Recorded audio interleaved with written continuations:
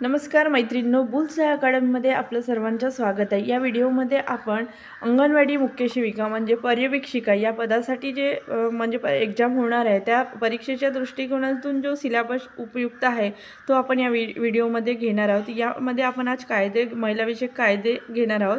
त्यामध्ये पहिला एक कायदा बघणार आहोत की त्या कायद्याचं नाव आहे गर्भधारणापूर्व आणि जन्मपूर्व निदान तंत्र लिंग निवड प्रतिबंधक कायदा 1994।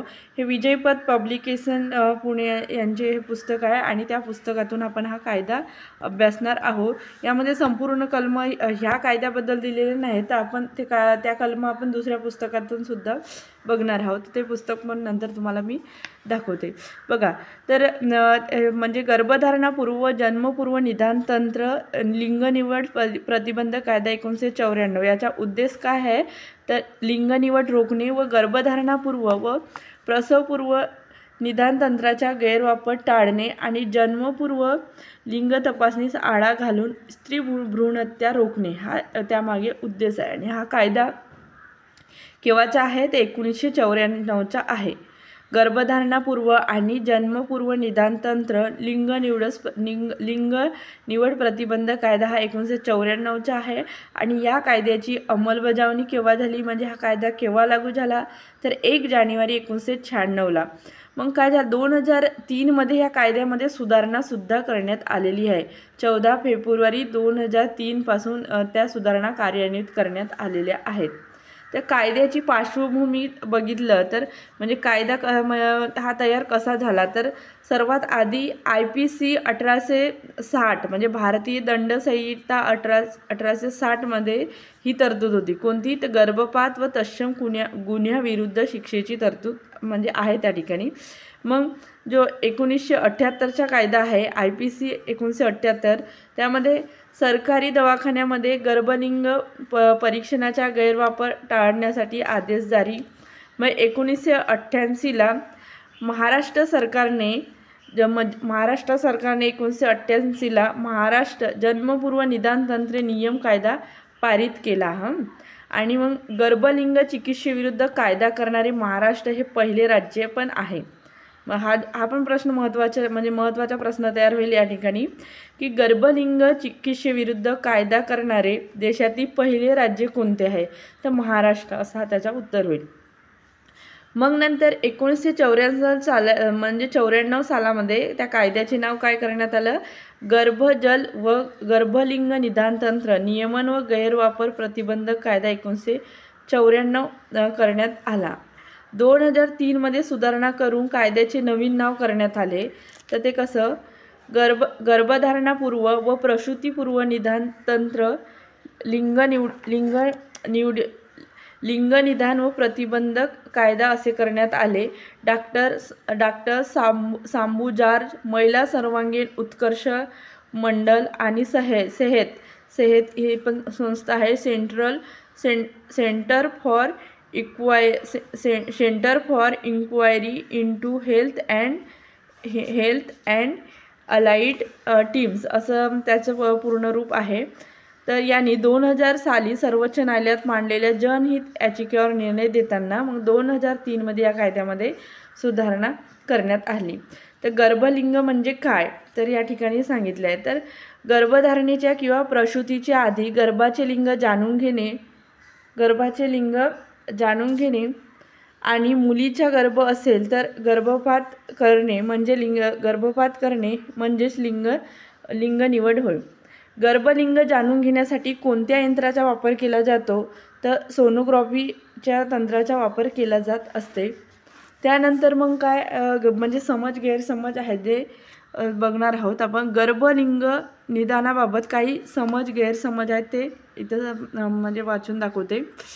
एखाद्या समाजात मुलींची संख्या कमी आहे किंवा खालावत चालली आहे हे कसे ओळखायचे। निसर्गाच्या नियमानुसार 1000 मुलामागे 940 ते 950 म्हणजे जास्तीत जास्त अचूक 952 मुली जन्माला येतात। आपल्या भागामध्ये 1000 मुलामागे प्रत्यक्षात किती मुली जन्माला येतात हे आपण शोधले तर आपल्याला जन्माच्या वेळचे लिंग गुणोत्तर मिळू शकते। जसं बघा 0 ते 6 वयोगटासाठी वयोगटासाठी 1000 मुलामागे मुलींची संख्या घेतल्यास आपल्याला बाललिंग गुणोत्तर मिळते. तर आपल्याला म्हणजे बाललिंग गुणोत्तर कसं ओळखता येईल म्हणजे तर 0 ते 6 वयोगटासाठी 1000 मुलामागे मुलींची संख्या किती आहे हे यावरून बाललिंग गुणोत्तर मिळते. एखाद्या समाजामध्ये गर्भलिंग निवडीचे प्रमाण किती आहे हे आपल्याला जन्माच्या वेळच्या लिंग गुणोत्तरावरून अचूक समजू शकते. जनगणनेवरून देशाच्या, राज्याच्या आणि जिल्ह्याच्या पातळीवर 0 ते 6 वयोगटातील लिंग गुणोत्तर काय आहे हे समजते. तर सॅम्पल रजिस्ट्रेशन सर्वेतून जन्माच्या वेळचे लिंग गुणोत्तर समजते. गर्भलिंग निवड कायद्याने गुन्हा आहे का? तर होय. तर बघा, गर्भलिंग निवड कायद्याने गुन्हा आहे. 1994च्या कायद्यानुसार म्हणजे 1994च्या गर्भधारणापूर्व व प्रसवपूर्व निदान तंत्र गर्भलिंग निदान प्रतिबंध कायद्यानुसार गर्भलिंग निवड गुन्हा आहे. सोनोग्राफीसारख्या तंत्राचा वापर गर्भाचे लिंग जाणून घेण्यासाठी केला जाऊ नये म्हणून हा कायदा अस्तित्वात आलेला आहे. पण गर्भपाताला कायद्याने मंजुरी आहे ना? हो आहे. म्हणजे गर्भपाताला मंजुरी आहे, पण लिंग निवडीस प्रतिबंध आहे. बघा, हा गर्भपाताला कायद्याने मंजुरी आहे. 1971चा जो वैद्यकीय गर्भपात कायदा आहे यामुळे म्हणजे तर विशिष्ट परिस्थितीमध्ये गर्भपात करण्यास मंजुरी देतो. हा या कायद्यानुसार 1971चा वैद्यकीय गर्भपात कायदा हा आपण नंतर अभ्यासणार आहोत. 1971 आहे तो 72मध्ये त्याची अंमलबजावणी झालेली आहे. परंतु हा कायदा गर्भलिंग निवड करून नंतर केलेल्या गर्भपाताला परवानगी देत नाही. महाराष्ट्रातील स्थिती आपण या ठिकाणी बघूया. गर्भलिंग चिकित्सेविरुद्ध कायदा करणारे महाराष्ट्र हे पहिले राज्य आहे. महाराष्ट्र सरकारने जन्मपूर्व निदान तंत्रे नियमन कायदा 1988 पारित केला आणि त्या कायद्यानुसार गर्भलिंग निदान करणे हा दखलपात्र व अजामीनपात्र गुन्हा आहे असं सांगितले. जोपर्यंत गुन्हा सिद्ध होत नाही तोपर्यंत गर्भवती महिलाही निर्दोष असल्याचे मानले जाईल. या कायद्याखाली सदर गर्भवती महिला निर्दोष आहे असं गृहीत धरलं जातं आणि कोणत्याही परिस्थितीमध्ये गर्भलिंग निदान करणाऱ्या स्त्रीला आरोपी केले जाणार नाही. मग कायद्याच्या अंमलबजावणीसाठी समितीची रचना. तर या कायद्याअंतर्गत समुचित अधिकारी आणि सल्लागार समिती यांच्याविषयीचे नियम घालून देण्यात आले आहेत. सरकारी गजेटमध्ये त्याची प्रसिद्धी करून एक किंवा अधिक समुचित प्राधिकारी नेमण्याची सरकारची जबाबदारी असते. महाराष्ट्र या कायद्याच्या अंमलबजावणीसाठी नेमण्यात आलेले समुचित अधिकारी, त्यामध्ये सिव्हिल सर्जन असतो, मग ग्रामीण आरोग्य केंद्राचे अधीक्षक असतात, महानगरपालिकेतील वैद्यकीय अधिकारी. सल्लागार समिती बैठक दर 2 महिन्यांनी होणे बंधनकारक आहे. सल्लागार समितीच्या सल्ल्यानुसार समुचित अधिकाऱ्यांनी कायद्याची अंमलबजावणी करावी लागते आणि सल्लागार समितीच्या मदतीने संपूर्ण जिल्ह्याच्या केंद्राची तपासणी यंत्रणा उभी करायची असते. मग तक्रार कोणाजवळ दाखल केली जाऊ शकते? तर राज्य सरकारने नियुक्त केलेल्या राज्य पातळीवरील जिल्हा किंवा उपजिल्हा पातळीवरील समुचित अधिकाऱ्याकडे तक्रार करता येते.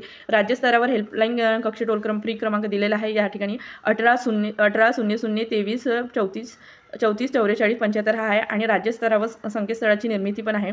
www.amchiMulgi.government.in हे जे संकेतस्थळ या ठिकाणी करता येईल. अशा प्रकारे आपण परीक्षेच्या दृष्टिकोनातून जी बेसिक माहिती आहे ते बघितली. तर आता जो हा कायदा आहे तर ह्या कायद्याच्या आपण कलमासुद्धा बघणार आहोत. 2017मध्ये जे सिम्प्लिफाईड बुक होती त्यामध्ये मी झेरॉक्स काढली होती. त्या झेरॉक्समध्ये हा कायदा डिटेलमध्ये दिलेला आहे. तर आपण इथून अभ्यासूया. गर्भधारणापूर्व व प्रसवपूर्व रोग निदान तंत्र लिंग निवडीस प्रतिबंध अधिनियम 1994 यामध्ये कलमाचा क्रम दिलेला आहे. बघा, प्रकरण 1 आहे त्यामध्ये प्रारंभी त्यामध्ये संक्षिप्त नाव, व्याप्ती, प्रारंभ आणि व्याख्या आणि कलम 2मध्ये व्याख्या दिलेली आहे. त्यानंतर प्रकरण 2 मध्ये काय आहे तर अनुवंशिकीय समुपदेशन केंद्र, अनुवंशिकीय प्रयोगशाळा व अनुवंशिकीय चिकित्सालय यांचे विनियमन. अनुवंशिकीय समुपदेशन केंद्रे, अनुवंशिकीय चिकित्सालय यांचे नियमन. मग लिंग निवडीस प्रतिबंध दिलेला आहे. अधिनियमानुसार नोंदणी न केलेल्या व्यक्ती, प्रयोगशाळा, चिकित्सालय इत्यादीच्या इत्यादीच्या सोनातील म्हणजे यंत्राची विक्री करण्यास प्रतिबंध या ठिकाणी आहे. तर प्रकरण 3 काय सांगते तर प्रसवपूर्व रोग निदान तंत्राचे विनियमन. प्रसवपूर्व रोग निदान तंत्राचे नियमन म्हणजे ह्या कलमा दिलेले आहे. कलम 4 आहे ते तर नंतर इकडे दिलेले आहेत कलम 4 प्रसवपूर्व रोग निदान तंत्राचे नियमन, बरोबर. तर हे जे छोट्या अक्षरात दिले हे कलम आहेत. कलम 4 आहे प्रसवपूर्व रोग निदान तंत्राचे नियमन. कलम 5 मध्ये दिलं आहे की गर्भवती महिलेची लेखी सहमती व गर्भाचे लिंग कळविण्यास प्रतिबंध आहे. कलम 6 गर्भलिंग निर्धारण करण्यास प्रतिबंध आहे. त्यानंतर प्रकरण 4 आहे. प्रकरण 4 मध्ये दिलेलं आहे केंद्रीय पर्यवेक्षी मंडळ असेल. तर प्रकरण 4 मधील कलम 7 आहे केंद्रीय पर्यवेक्षी मंडळ स्थापन करणे. कलम 8 आहे सदस्यांचा पदावधी, म्हणजे पदावधी 3 वर्ष असेल हे दिलं आहे. कलम 9 मंडळाच्या बैठकी 6 महिन्यातून एकदा तरी व्हायला हव्या.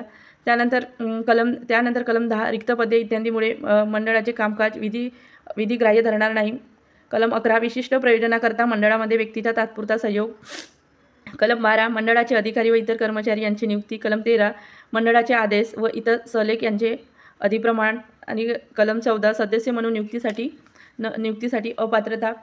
त्यानंतर कलम 15 आहे. कलम 15 मध्ये आहे पुनर्नियुक्ती करण्याकरिता सदस्याची पात्रता. कलम 16 मंडळाची कार्य दिलेली आहेत. जे म्हणजे हायलाईट केलेला आहे तो भाग आपल्या परीक्षेच्या दृष्टिकोनातून जास्त महत्त्वाचा आहे.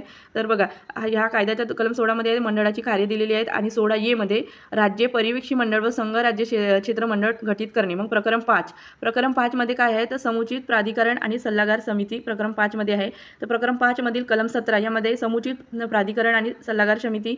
17A मध्ये समुचित प्राधिकाराचे अधिकार दिले. त्यानंतर प्रकरण 6 मध्ये काय आहे तर आनुवंशिकीय समुपदेशन केंद्र, आनुवंशिकीय प्रयोगशाळा आणि आनुवंशिकीय चिकित्सालय यांची नोंदी आहेत. तर त्यामधील कलम 18 आनुवंशिकीय समुपदेशन केंद्र, आनुवंशिकीय प्रयोगशाळा किंवा आनुवंशिकीय चिकित्सालय यांची नोंदी. 19 मध्ये नोंदणी प्रमाणपत्र. कलम 20 मध्ये नोंदणी रद्द करणे किंवा निलंबित करणे. आणि कलम 21 मध्ये अपील दिलेले आहे. त्यानंतर प्रकरण 7 अपराध आणि शास्त्री या ठिकाणी दिलेले आहे. तर बघा अपराध व शिक्षा असेल प्रकरण 7. तर 22 हे महत्त्वपूर्ण आहे. कलम 22 गर्भधारणापूर्व प्रसवपूर्व लिंग निर्धारणाच्या संदर्भात जाहिरात करण्यास मनाई आणि त्यास उल्लंघन करणाऱ्यासाठी शिक्षा हे कलम 22 मध्ये आहे. त्यानंतर 23 मध्ये अपराध व शास्त्री म्हणजे या ठिकाणी शिक्षा हवी होती. अपराध व शिक्षा 23 कलममध्ये दिलं आहे. 24 कलमामध्ये काय दिलं आहे कलम 24 मध्ये प्रसवपूर्व रोग निदान तंत्राचा वापर करण्याच्या बाबतीत गृहीतक दिलेले आहेत. आणि त्यानंतर कलम 25 ज्या अधिनियमाच्या किंवा नियमाच्या ज्या तरतुदीच्या उल्लंघनाबद्दल कोणत्याही निर्दिष्ट शिक्षेची तरतूद केलेली नसेल अशा अधिनियमाच्या किंवा नियमाच्या तरतुदीचे उल्लंघन केल्याबद्दलची शिक्षा दिलेली आहे. त्यानंतर कलम 26 कंपन्यांनी केलेले अपराध. आणि कलम 27 मध्ये आहे की अपराध दखलपात्र, अजामीनपात्र व आपसात न मिटण्याजोगा असणे.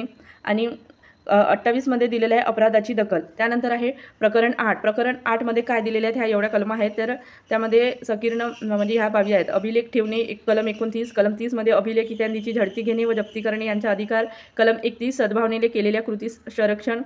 कलम 31A अडचणी दूर करणे. कलम 32 नियम करण्याचे अधिकार. कलम 33 नियमन करण्याचे अधिकार. आणि कलम 34 संसदेपुढे मांडण्याचे नियमन. असं या म्हणजे किती कलम आहेत एकूण 34 कलम या ठिकाणी आहेत ह्या कायद्यामध्ये. आणि एकूण प्रकरण किती तर 8. एकूण 8 प्रकरण आणि 34 कलमे या ठिकाणी आहेत. तर ज्या महत्त्वाच्या कलम आहेत त्यामध्ये तर आपण बघणार आहोत. तर याचा उद्देश काय आहे तर आपण आधीच बघितलं सुरुवातीला, त्यामुळे आता उद्देश नाही. एकूण 8 प्रकरण आणि 34 कलमे आहेत. तर यातील महत्त्वाचे कलमे बघूया IMP. तर कलम 1 हा अधिनियम जम्मू काश्मीरवर संपूर्ण भारताला लागू आहे. 1 जानेवारी 1996ला अंमलात आला. आपण सुरुवातीलाच बघितलं. तर कलम 2 मध्ये व्याख्या दिलेला आहे. बघा गर्भधारित BA गर्भधारित म्हणजे भ्रूणाचे बाह्यपटल तसेच भ्रूण व गर्भ यासह फलन क्रियेपासून जन्मापर्यंतच्या विकासाच्या कोणत्याही टप्प्यावर असलेले गर्भधारणेची कोणतीही निर्मिती. B भ्रूण म्हणजे काय तर फलनानंतर 8 आठवडे 56 दिवस संपेपर्यंत विकसित होत जाणारा जीव. त्यानंतर आहे BC गर्भ म्हणजे फलनानंतर 57व्या दिवसापासून सुरू होऊन जन्माच्या वेळी संपणाऱ्या विकासाच्या कालावधीमधील म्हणजे विकास खुंटला असेल तो कालावधी वगळून मानवी जीव होईल. त्याला म्हणजे या ठिकाणी व्याख्या दिलेल्या आहेत. म्हणजे कोणत्या याच्या व्याख्या दिलेल्या आहे. स्त्रीरोग तज्ज्ञ म्हणजे स्त्रीरोगशास्त्र व प्रसूतीशास्त्र या विषयातील पदवी म्हणजे PG प्राप्त केलेली व्यक्ती असं म्हणजे कोणाला काय म्हणायचं या ठिकाणी कलम 2 मध्ये व्याख्या दिलेल्या आहेत. तर त्यानंतर कलम 3 महत्त्वाचं आहे. कलम 3 मध्ये दिलं आहे आनुवंशिकीय समुपदेशन केंद्र, आनुवंशिकीय प्रयोगशाळा, आनुवंशिकीय चिकित्सालय यांचे नियमन. त्यानंतर कलम 3A लिंग निवडीस प्रतिबंध हे महत्त्वाची कलम आहे. लिंग निवडीस प्रतिबंध हे कलम 3 मध्ये आहे. 3A मध्ये कलम 3A लिंग निवडीस प्रतिबंध. कलम 3B कायद्यानुसार नोंदणी न केलेल्या व्यक्ती प्रयोगशाळा, चिकित्सालय इत्यादी सोनातील यंत्र इत्यादीची विक्री करण्यास प्रतिबंध आहे. कलम 4 कलम 4 मध्ये काय आहे, प्रसूतीपूर्व रोग निदान तंत्राचे नियमन. पुढीलपैकी कोणत्याही असामान्याची तपासणी करणाऱ्या प्रयोजनाशिवाय प्रसवपूर्व रोगनिदान तंत्राचा वापर करता येणार नाही. त्यामध्ये दिला आहे गुणसूत्रीय असमानता, अनुवंशकीय चयापचय रोग, हिमोग्लोबिन विकृती, लिंगसंलग्न अनुवांशिक रोग, जन्मजात विसंगती आणि केंद्रीय पर्यवेक्षी मंडळाद्वारे नमूद करण्यात येतील अशा इतर असामान्यता किंवा प्रसवपूर्व रोग निदान तंत्राचा वापर करण्यास पात्र असलेल्या व्यक्तीची पुढीलपैकी कोणतीही शर्त पूर्ण करण्यात आली असल्याबाबत लेखी नमुना जर असेल करण्यामध्ये म्हणजे खात्री असल्याशिवाय म्हणजे प्रसवपूर्व रोग निदान तंत्राचा वापर करण्यात येणार नाही. तर त्यामध्ये दिलेलं आहे की म्हणजे पात्रता दिलेली आहे. तर गर्भवती महिलेचे वय 35पेक्षा जास्त आहे म्हणजे केव्हा हा म्हणजे रोग प्रसवपूर्व रोग निदान तंत्राचा वापर करण्यात येणार नाही. तर ह्या ज्या बाबी आहेत त्यावेळेस येणार नाहीत. बघा, गर्भवती महिलेचे वय 35पेक्षा जास्त आहे म्हणजे दिलेलं आहे या ठिकाणी. गर्भवती महिलेवर औषधद्रव्ये, संसर्ग जंतू किंवा रासायनिक द्रव्ये यासारख्या विकृतिकारक पदार्थाचा मारा झालेला आहे. गर्भवती महिला अथवा तिच्या पती यांना मतिमंदत्व किंवा स्नायुक्त सारखे शारीरिक विकृप किंवा कोणतेही इतर आनुवंशिक रोग याची म्हणजे कौटुंबिक पार्श्वभूमी आहे. तर अशा वेळेस म्हणजे ते काय आपल्याला ते अर्ज म्हणजे मिळत असतो. केंद्रीय पर्यवेक्षी मंडळाद्वारे नमूद करण्यात येतील अशा इतर असामान्य आणि रोग प्रसवपूर्व रोग निदान तंत्राचा वापर करण्यास पात्र असलेल्या व्यक्तीची पुढील कोणतीही शर्त पूर्ण करण्यात आली असल्यास म्हणजे ह्या परिस्थितीमध्ये म्हणजे ते काय म्हणता येईल ते करता येईल. म्हणजे अशी परिस्थिती असेल या ठिकाणी दिलेली आहे. जे गर्भवती महिला किंवा म्हणजे ह्या ज्या प्रॉब्लेम आहेत ते की गर्भवती महिलाची वय 35 वर्षापेक्षा जास्त आहे, गर्भवती महिलेला 2 किंवा अधिक वेळा आकस्मिक गर्भपात झालेला आहे, तर अशा वेळेस म्हणजे लिंग निवडीस म्हणजे आहे ते यामध्ये परमिशन दिलेली आहे. तर त्यानंतर आहे कलम 5. तर कलम 5 मध्ये दिलं आहे की गर्भवती महिलेची लेखी सहमती व गर्भलिंग कळविण्यास प्रतिबंध आहे. कलम 5 मध्ये दिलेलं आहे. आणि कलम 6 गर्भलिंग निर्धारण करण्यास प्रतिबंध आहे. त्यानंतर कलम 7 आहे. कलम 7 मध्ये केंद्र सरकार या कायद्यान्वये मंडळाला दिलेल्या अधिकाराचा वापर करण्यासाठी व कर्तव्य पार पाडण्यासाठी केंद्रीय पर्यवेक्षी मंडळ स्थापन करेल. आणि या मंडळामध्ये पुढील व्यक्ती मिळून बनलेले आहेत. यामध्ये कोणते व्यक्ती असेल तर त्यामध्ये अध्यक्ष.